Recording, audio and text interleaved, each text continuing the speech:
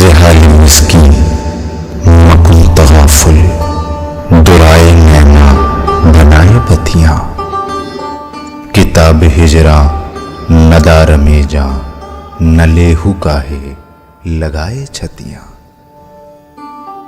شبان ہجراں دراز چو زلف روز وصلت چو عمر کوتاہ سکھی پیا کو جو میں نہ دیکھوں تو کیسے کاٹوں اندھیری رتیاں۔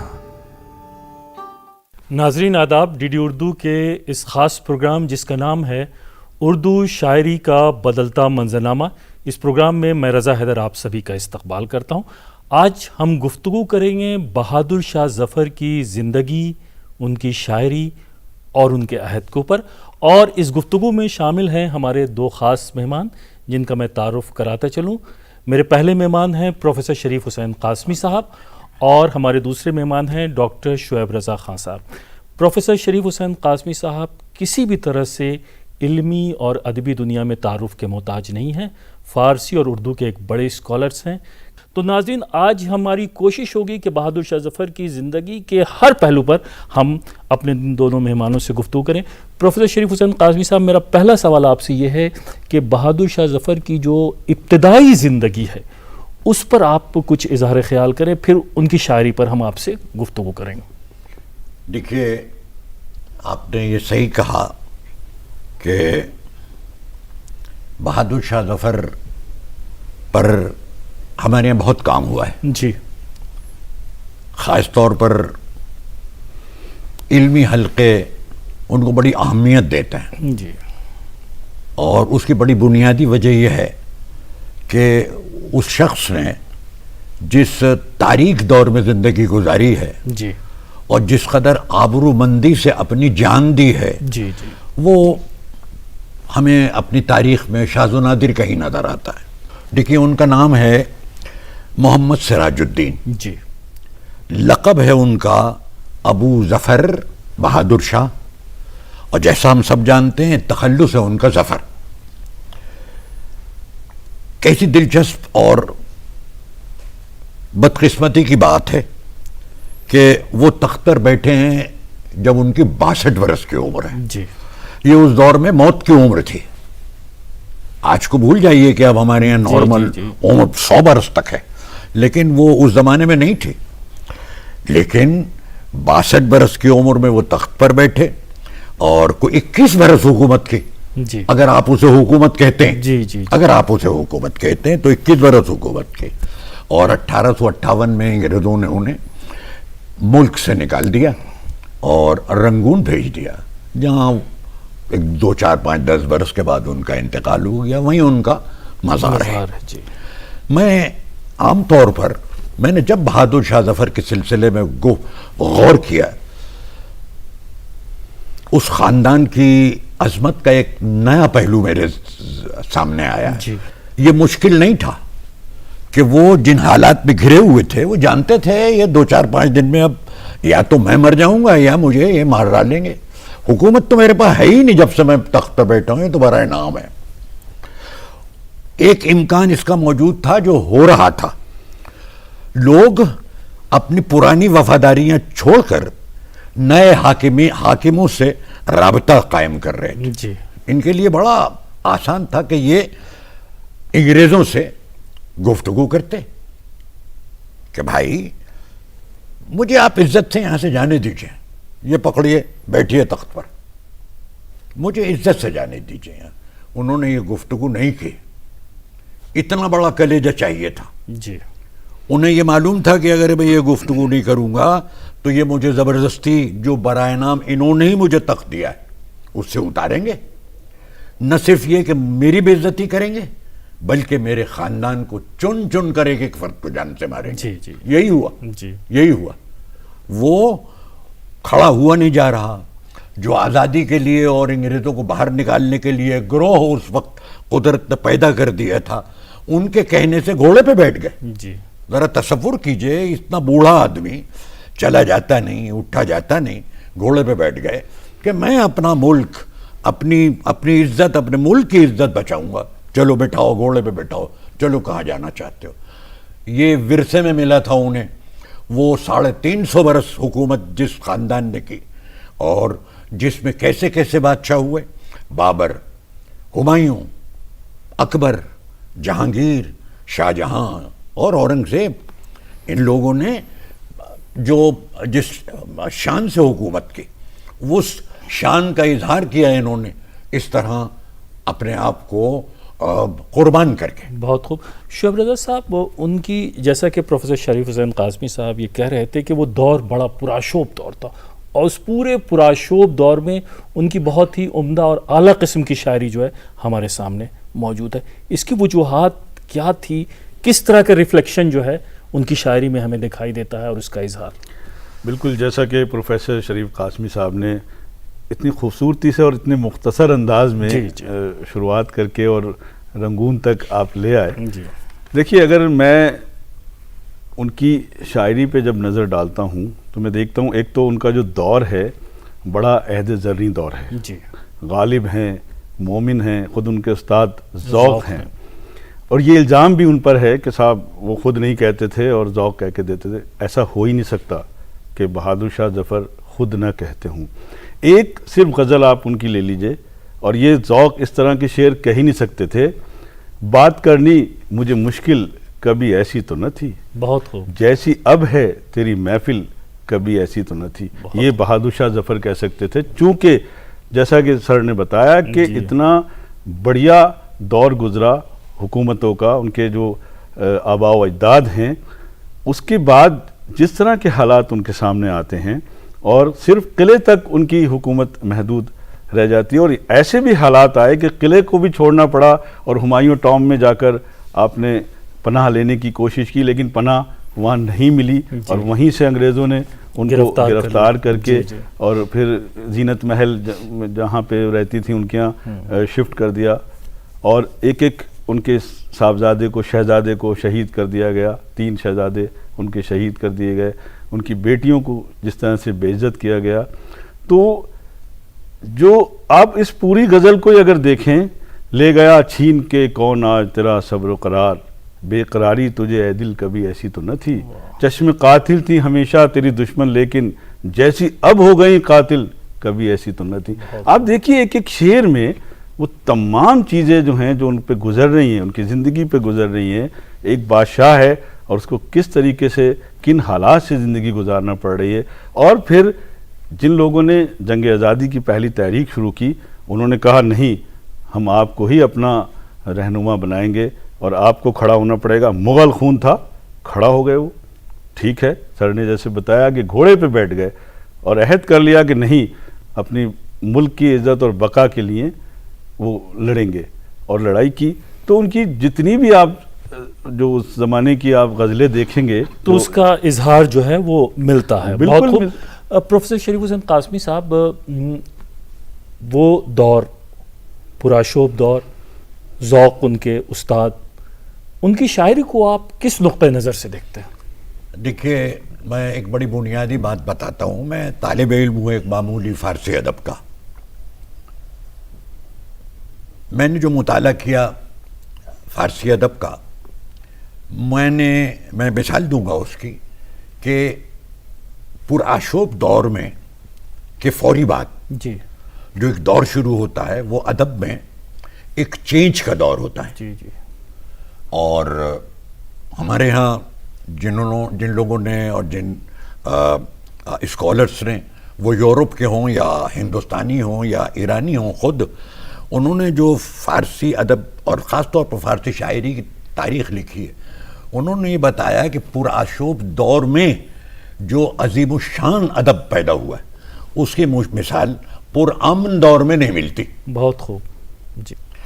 اب آپ دیکھیے اس پرآشوب دور میں کیسے کیسے شعراء، جی، کیسے کیسے شعراء پیدا ہوئے۔ غالب، کوئی آپ مثال دے سکتے ہیں اس شخص کی، ذوق، مومن، اور جناب والا ابو صفی، صہبائی، آزردہ، ایک پوری کہکشاں ہے جی جی جی، عظیم شعراء کی، جی جی اور یہ سب علماء بھی تھے۔ جی، دوسری طرف جناب والا کونوں خدروں میں بیٹھے اپنے اپنے مدرسوں میں، شاہ ولی اللہ کا خاندان جو صرف ہندوستان میں نہیں، آج بھی ان کی کتابیں سارے عالم اسلام میں جی بنیادی کتابوں کی حیثیت سے پڑھائی جاتی ہے۔ جی اب بہادر شاہ ظفر کی فارسی شاعری اور اردو شاعری دیکھیے کیسی عجیب بات کیا ہے۔ فارسی میں بھی کچھ کلام ارے ان کا؟ میاں انہوں نے جی فارسی میں کہا ہے، جی جی ہاں ان کی غزلیں ملتی جی ہیں، جی جی خاص طور پر ان کے تاریخی قطعے ہیں۔ جی جی لوگ جاتے تھے، یہ بھی آپ جانتے ہیں کہ وہ ان کو لوگ پیر و مرشد سمجھتے جی، تھے، جی۔ لوگ ان کے مرید ہوتے تھے، تو ایسے جو ان سے وابستہ تھے ان کے یہاں مثلاً بچہ پیدا ہوا، ان کے بچے کی شادی ہوئی، کوئی مر گیا، کسی نے کوئی عمارت بنوائی، تو جاتے تھے کہ پیر و مرشد ایک قطعہ کہہ دیجئے، جی تو ان کے فارسی میں یہ تاریخی قطعے بہت ہیں، ان کی غزلیں ہیں فارسی میں۔ وہ کہتے ہیں نہیں حال دہلی کا سنانے کے قابل۔ اب دیکھیے جو میں نے جیسا عرض کیا کہ وہ تو ایک مجسم، ایک علم تھے، ایک علمناکی ان پر تاریخ تھی، جدھر دیکھتے تھے وہ مقابلہ کرتے تھے کہ یہ شاہجہاں کی بنائی ہوئی دلی ہے، جہاں سونے اور چاندی کا کام تھا قلعہ معلیٰ میں، نیم قیمتی پتھر لگے ہوئے تھے، سب توڑ کے لے گئے تھے، اکھاڑ کے لے گئے تھے یہ مراٹھے۔ اس کو ذہن میں رکھیے اور پھر دیکھیے یہ جی، شعر، جی، شعر، جی۔ تو کہہ رہے ہیں نہیں حال دہلی سنانے کے قابل، یہ قصہ ہے رونے رلانے کے قابل۔ جی اجاڑے لٹوروں نے وہ قصر اس کے جو تھے دیکھنے دکھانے کے قابل۔ اب اگلا شعر دیکھیے کس قدر دردناک ہے، اور صحیح کہتے ہیں وہ کہ نہ گھر ہے نہ در ہے، رہا ایک ظفر ہے، فقط حال دہلی سنانے کے قابل۔ بہت خوب، ہم کچھ اور اشعار آپ سے سنیں گے۔ شعیب صاحب، حال ہی کہتے ہیں ان کی شاعری کے بارے میں کہ روزمرہ کے واقعات اور حالات کا اظہار تو ملتا ہی ہے، بہت صاف ستھری زبان کا بھی وہ استعمال کرتے ہیں۔ بالکل صحیح۔ دیکھیے ان کی شاعری میں جیسا کہ تمام لوگوں نے لکھا ہے کہ جو دلی کی ٹیکسالی زبان تھی، جی جی جو آپ نے جس کا ذکر کیا، جس میں ہم باغ و بہار میں جو نظر آتا ہے، جو زبان میر امن نے جی، استعمال جی، کی جی۔ ہے، وہ ان کی شاعری میں ملتی ہے۔ اور اس دور کی آپ بات دیکھیے، 1800 جب سے وہ شاعری کر رہے ہیں، 1858 60 62 تک ہی انہوں نے شاعری کی، اس کے بعد تو حالات ہی اس طرح کے رہے۔ یہ الگ بات ہے کہ انہوں نے جہاں کے جیل میں بھی جب رنگون میں رہے ہیں وہ، تو وہاں بھی شاعری کی ہے، لیکن جتنی بھی ان کی شاعری ہے اس میں بہت عام فہم الفاظ استعمال کیے ہیں، روزمرہ استعمال کیا ہے، اور دلی کی ٹیکسٹالی زبان استعمال کیے۔ ابھی قاسمی صاحب نے جیسا فرمایا کہ جس طرح کے حالات تھے اور وہ جو ان کی شخصیت کی عکاسی کرتے ہیں، دوسرے شعراء کے یہاں بھی اس طرح کی چیز ملتی ہے۔ اگر آپ دیکھیں تو میر تقی میر کہتے ہیں کہ دلی کے نہ تھے کوچے اوراق مصور تھے، جو شکل نظر آئی تصویر نظر آئی۔ تو اس پورے شعر میں اس دور کے آپ حالات دیکھ سکتے ہیں جو بہادر شاہ ظفر کے اوپر گزر رہے تھے، یا خود ان کے استاد ذوق بھی فرما رہے ہیں کہ اب تو گھبرا کے یہ کہتے ہیں کہ مر جائیں گے، اور مر کر بھی چین نہ پایا تو کدھر جائیں گے۔ اس کے باوجود کہ یہ لوگ، اگر ہم دیکھیں ان کے دور کا ایک تقابلی مطالعہ کریں، غالب جیسا شاعر موجود ہے، کسی کی ضرورت ہی نہیں ہے، اور ان کی وجہ سے بڑے بڑے شعراء جو منظر عام پہ آنے چاہیے تھے، مومن نہیں آ پائے اتنے جتنے آنے چاہیے تھے، ذوق بھی آئے لیکن سب کو غالب نے نیچے دبا دیا۔ تو بہادر شاہ ظفر کو جس طریقے سے منظر عام پہ آنا چاہیے تھا، عوام میں آنا چاہیے تھا، اس طریقے سے ان کی شاعری منظر عام بہت پر صحیح نہیں آئی۔ بات کی۔ اب بحیثیت شاعر ڈاکٹر صاحب اس طرح سے ان کی شاعری کا اس طرح سے اس کی پبلسٹی نہیں ہو پائی اور فروغ نہیں مل پایا جتنا ان کی شخصیت اور حالات پہ ہم زیادہ گفتگو کرتے ہیں۔ سر، ان کی جو شاعری کا جب ہم مطالعہ کرتے ہیں تو جو اصطلاحیں ہیں، طوق، سلاسل، قفس، زندان، اور ان اصطلاحوں کا ذکر ان کے پورے دیوان میں کہیں نہ کہیں ہمیں مل جاتا۔ ایک شعر میں پڑھوں گا اور اس کی وضاحت آپ سے چاہوں گا۔ شمع جلتی ہے پر اس طرح کہاں جلتی ہے، ہڈی ہڈی میری اے سوز نہاں جلتی ہے۔ دیکھیے جی جی یہ نمونہ ہے جی جی جی ان کی المناک زندگی کا، جی جی جی المناک زندگی کا نمونہ ہے۔ آپ نے ابھی جو کچھ فرمایا، میں ایک بات اس کے سلسلے میں اس پر اضافہ کرنا چاہوں گا. دیکھیے 4 دیوان ہیں ان کے. جی. غالب کے نہیں ہیں 4 دیوان، ان کا تو 100-125 صفحے سے بھی کم کا ایک چھوٹا سا دیوان ہے اردو کا. 1600-1700 اشعار بس.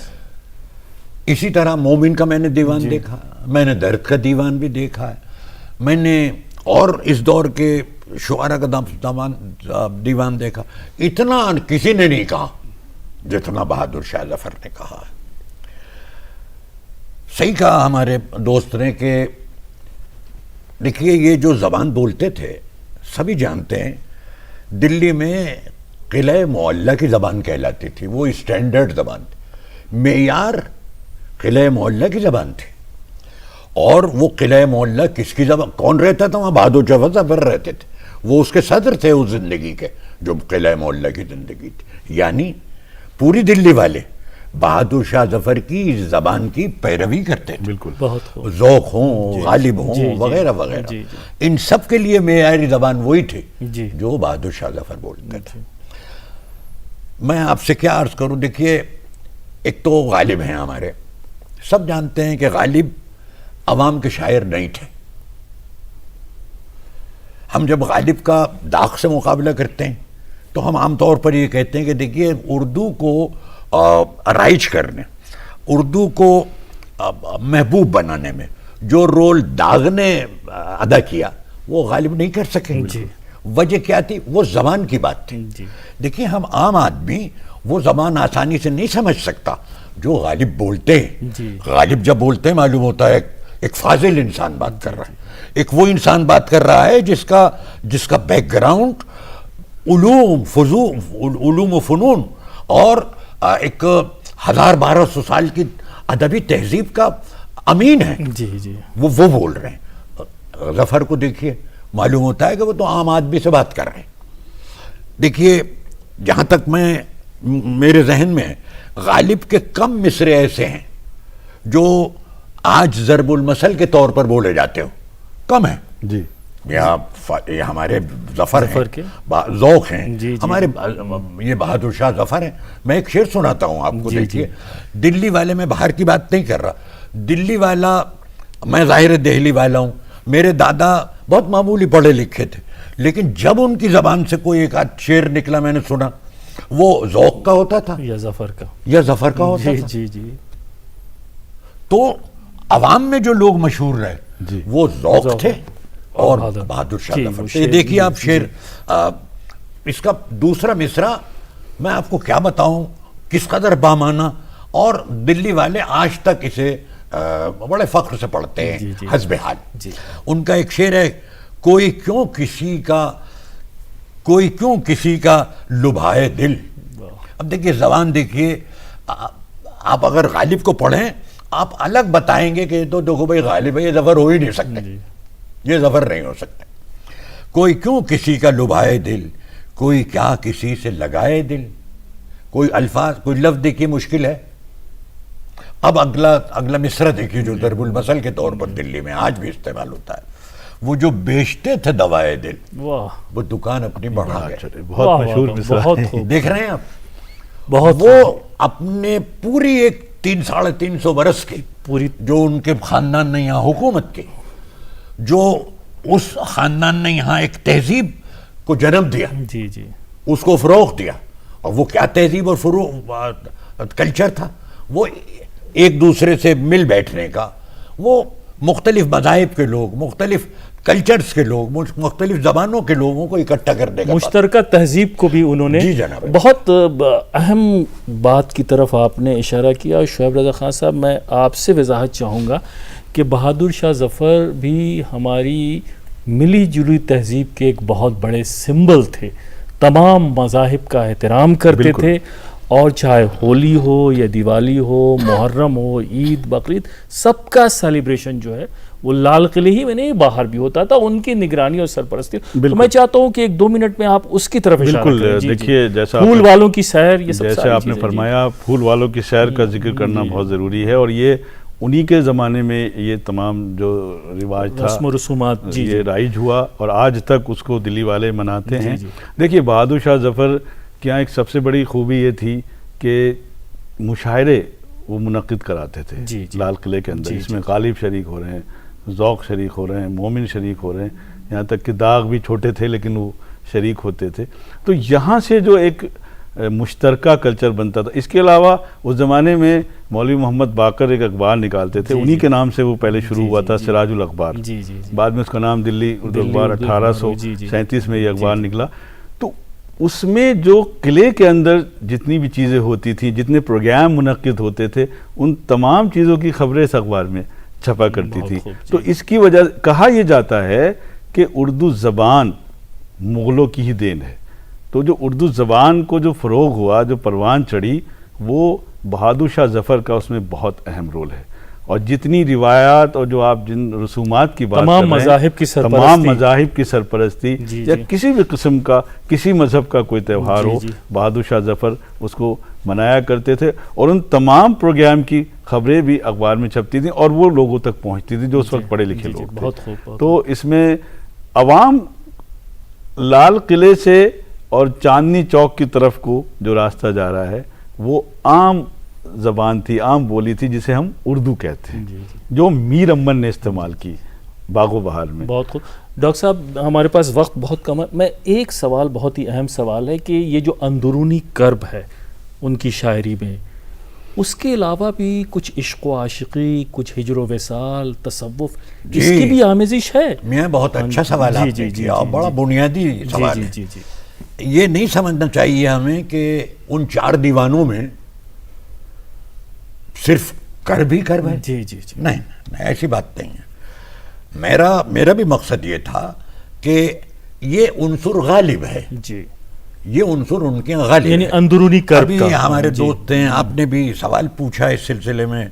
دیکھیے یہ صلح کل کا مسئلہ, جی جی یعنی ہم مختلف تہذیبوں کے لوگ, تہذیب کیا کہنا چاہیے, مختلف زندگی کے طریقوں کے لوگ ہم ہندوستان میں رہتے ہیں.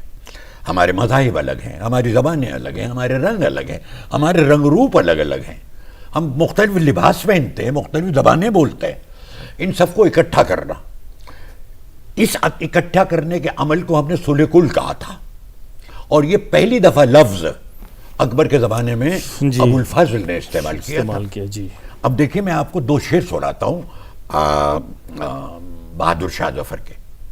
ابھی آپ حضرت نے پھول والوں کے شہر کا ذکر کیا. دیکھیے جب یہ انگریزوں کا اور یہ سب زور دلی میں ہو رہا تھا, اور بس یہ تھا کہ اب یہ 2-4 دن ہیں بعد بہادر شاہ ظفر, تو بقرعید آئی. یہاں اتفاق برقرار رکھنے کے لیے جی. بادشاہ نے حکم دیا کہ اس بقرعید پر گائے ذبح نہیں کی جائے گی. جی.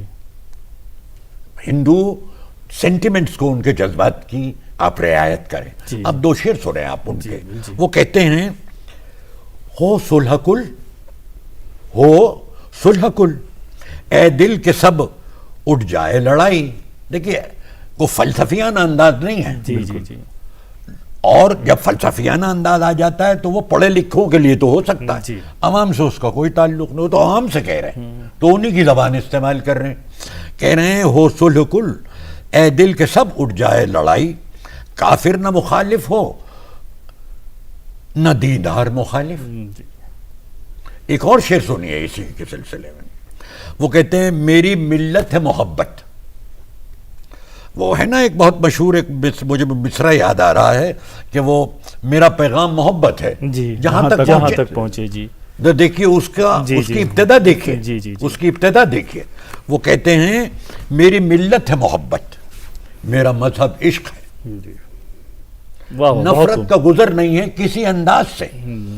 تو میری ملت ہے محبت, میرا مذہب عشق ہے, خواہ ہوں میں کافروں میں, خواہ دینداروں میں ہوں میں. بہت خوب. کچھ نہیں, میں تو محبت کا پجاری ہوں. جی جی. کسی کا کی تبلیغ. یہی وجہ ہے ڈاکٹر صاحب کہ بہادر شاہ ظفر آج بھی اور اس زمانے میں بھی ہر مذاہب کے لوگوں میں ہمیشہ مقبول رہے. وہ ایک شاعر بھی تھے, ایک بادشاہ بھی تھے, ایک مجاہد آزادی بھی تھے, لیکن اس کے ساتھ ساتھ ان کی ایک خوبی یہ بھی تھی کہ وہ تمام مذاہب کا احترام بھی کرتے تھے. اور اس کا اثر جو ہے ان کی زندگی اور ان کی. شعیب رضا صاحب، بس آخری سوال آپ سے یہ، چونکہ آپ شاعر بھی ہیں، میں یہ کرنا چاہتا ہوں کہ اس دور کی شاعری اور آج کی شاعری، یعنی بہادر شاہ ظفر کا دور جو کہ عروج کا دور تھا بقول شریف حسین قاسمی صاحب کے، اور کہ وہ سنہرا دور تھا، کیا فرق محسوس کرتے ہیں آپ بہت اختصار کے ساتھ؟ دیکھیے، جو بھی ہماری اردو شاعری کی روایت ہے، جیسے میں نے میر کا بھی ابھی حوالہ دیا تھا، ہر دور میں شاعر ایک بہت حساس ہوتا ہے، تو جو بھی سماج میں حالات رونما ہوتے ہیں اس کی عکاسی اس کے یہاں ملتی ہے. ہمیں اس دور میں غالب کے یہاں بھی، مومن کے یہاں بھی، تمام لوگوں کے یہاں جو خالص غزل کے شاعر بھی ہیں مومن، ان کے یہاں بھی، میر کے یہاں بھی خاص طور سے ملتا ہے. تمام جتنے بھی شعراء ہیں، یہاں تک ذوق قصیدے کے شاعر مانے جاتے ہیں، لیکن ان کے یہاں بھی وہ تمام چیزیں ملتی ہیں. اور آج کی جو شاعری ہے، پورا جو ایک دور وہاں سے گزرتا ہے، داغ اور پھر فیض اور تمام جتنے لوگ ہیں، اور یہ گورکھپوری، فراق گورکھپوری، اور اس کے بعد شہریار تک اگر ہم آ جائیں، اور ندا فاضلی اور بشیر بدر تک بھی آ جائیں، تو ان کے یہاں تمام جو غزل کی ایک روایت شروع ہوئی تھی اس کو، اس کی پاسداری کی ہے، اسے قائم رکھا ہے. اور جہاں پہ تغزل ہے وہاں جو حالات ان کے دور کے ہیں، آپ آسانی سے دیکھ سکتے ہیں کہ یہ بہادر شاہ ظفر کا دور ہے، یہ میر کا دور ہے، یہ ولی کا دور ہے، اور یہ شہریار کا دور ہے. تو اس طریقے سے تمام غزل کی سب سے بڑی خوبی یہی ہے، اور بہادر شاہ ظفر غزل کا شاعر بھی ہیں، کہ وہ بوڑھی ہونے کی بجائے دن بدن جوان ہوتے چلے جاتے ہیں. بہت اچھا آپ نے اس کا جواب دیا پروفیسر شریف حسین قاسمی صاحب، شعیب رضا خان صاحب. آپ نے نہ صرف بہادر شاہ ظفر کی شاعری بلکہ اس پورے عہد کا بہت خوبصورتی کے ساتھ آپ دونوں نے احاطہ کیا. آپ کا بہت بہت شکریہ. تو ناظرین، ہم بہادر شاہ ظفر کی زندگی، شاعری اور اس عہد کے اوپر بہت ہی خوبصورت گفتگو اپنے ان دونوں مہمانوں سے سماعت فرما رہے تھے. اگلے ایپیسوڈ میں ہم پھر ملیں گے کسی نئے شاعر کی زندگی، اس کی شاعری اور اس کے عہد کو لے کر کے. تب تک کے لیے آپ ہمیں اجازت دیجیے. آداب. زحال مسکین مکن تغافل، درائے نینا بنائے بتیاں، کتاب ہجراں ندار میں جاں، نہ لیہو کاہے لگائے چھتیاں. شبان ہجراں دراز چو زلف، روز وصلت چو عمر کوتا، سخی پیا کو جو میں نہ دیکھوں تو کیسے کاٹوں اندھیری رتیاں.